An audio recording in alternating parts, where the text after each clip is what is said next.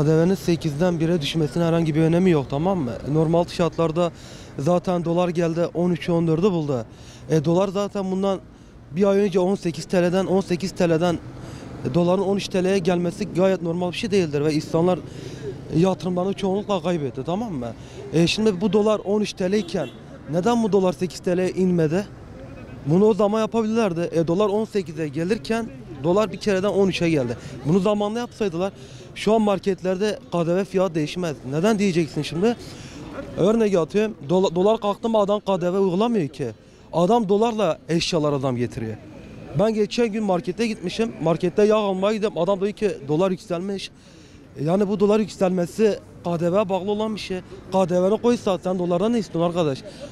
Adam vermiş olduğu cevap şu ki dolar kalktı. Dolar senin işin yok ki sen KDV'ne bakacaksın. Yani şu an biz gerçekten burada yaşıyorsak biz şu an Avrupa şeklinde yaşıyoruz. Dolar kalkıyorsa İslamlık ölüyor. Her şeye zam geliyor. Yani buna artık bir son veririz. Zaten şu anki bu telefon bir devlet kurumuna gidiyor. Adam sana diyor ki e-devletini aç. Bir bankaya gidiyorsun, adam sana diyor ki koronavirüs önlemi için HES kodunu aç. Bu telefon zaten normal şartlarda taşınması gereken bir şeydir. Yani bu telefon benim cebimde olup da benim zengin olduğumu belirtmez ki yani. Bu telefon bir iletişim telefonudur. Ya şu an herhangi bir düşüş faydalanmadı. Ben az önce markete gittim, tamam mı? Az önce bir peçete aldım. Peçete yanına da ufak bir çikolata aldım. Adama 7,5 TL para ödedim. Yani bundan geçen yıla göre ben onları alırken 2 TL şu an 7 TL para ödüyorum. Asgari ücretine bir zam geldi. Anladık, tamam, güzel. Ama Türkiye açlık sınırında 1. sırada yer alıyor. Ben alıyorum, tamam, 4.200 TL maaş alıyorum. Ben bu maaşın zaten yarısı benim elektriğime, kirama, suyuma gidiyor. Elektrik resmen kira öder gibi elektrik faturası ödüyorum. Yani bana elektrik faturası bundan geçen yıl geldi 150 TL, ben şu an 650 TL'ye yakın elektrik faturası ödüyorum. Yani insanlık bu kadar geride kalamaz. 8'den 1'e düşürmesi güzel de bunu üreticiye bunu yansıtmak çok önemli. Üretici üretmese sizin indirdiğiniz bir anlam taşımıyor. Yoksa KDV tamam 8'den 1'e indi. Güzel, 7 puan. Peki üretici ne yapıyor? Üreticinin mazotunda indirdin mi? Gübresinde indirdin mi? Tüketiciye gelen zincirlemede tüketiciye bu yansıyacak mı? Ne kadar yansıyacak? Bunlar önemli. Yoksa ben 8'den 7'ye indirdim. Çok da önemli bir şey değil. Önemli olan üretimdir. Üretime eğer ki siz bir katkı sunamıyorsanız sizin yaptığınız indirimlerin hiçbirisi bir anlamda. ÖTV dediğimiz bir zammımız var. Gidin bir normal araba almaya çalışın. 2 tane değil, 3 tane araba alacaksınız ki biriniz kendiniz binesiniz, ikisini devlete bırakasınız. Ne oldu peki? Üretim yükseltmediği sürece, üretimi desteklenmedikleri sürece 5 olmuş, 2 olmuş, 18 olmuş çok anlam taşımıyor. Marketlere gidin yine aynısıdır. Değişen bir şey yok. Hangi market açmış acaba?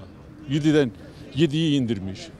Ben sabahleyin baktım hiçbirisi inmemiş. Muhakkak ki bir faydası olur ama marketçilerin uyması lazım. Bir de devletimiz bize marketler rakabete girsin diye market oluşturdular. Bir ürün, 2 tane ürünü tek uygun fiyata geliyor. Yağıymış, şekeriymiş. Ondan sonra tekrar yağı, şekeri yükseltmeye başladılar. Diğer marketler onlardan daha hesaplı duruma düştü. Ne anladık? Adam bir ürünü pahalıya veriyor. 4 tane ürünün nispeti şeye düşüyor.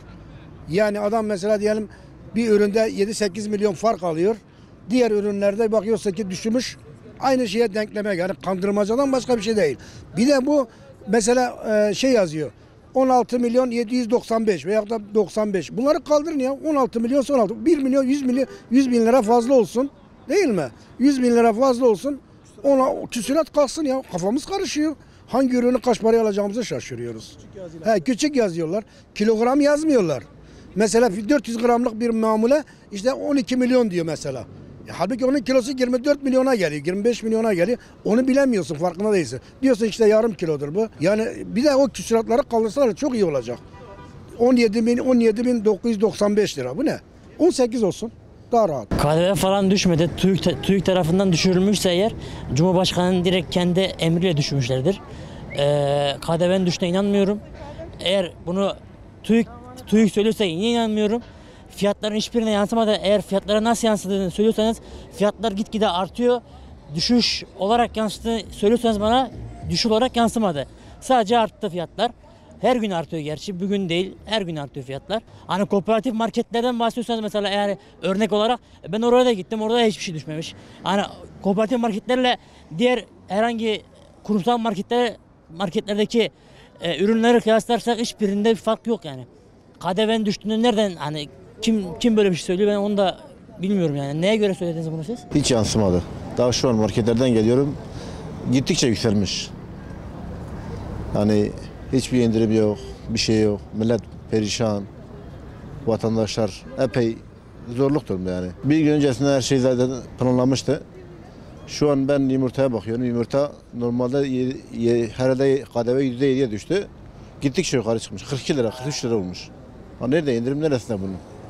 Hani zabıtalar nerede, kim geziyor? Kimse yok. KDV'nin çıkmasıyla fiyatlar da yükseldi yani. Valla bir nebze karşıladı nispeten diyelim yani. Ama halen daha fiyatlar bayağı yüksek. Esnafın da buna destek vermesi lazım. Herkes elini taşın altına koyacak ki bu ateşi söndürelim. Başka türlü bu iş zor. Gidişat iyi değil yani. Kısmen yansıdı diyelim ama hepsi aynı duyarlılığı göstermiyor. Bütün marketler göstermesi lazım. Bunda takibini artık herhalde devlet yapacak.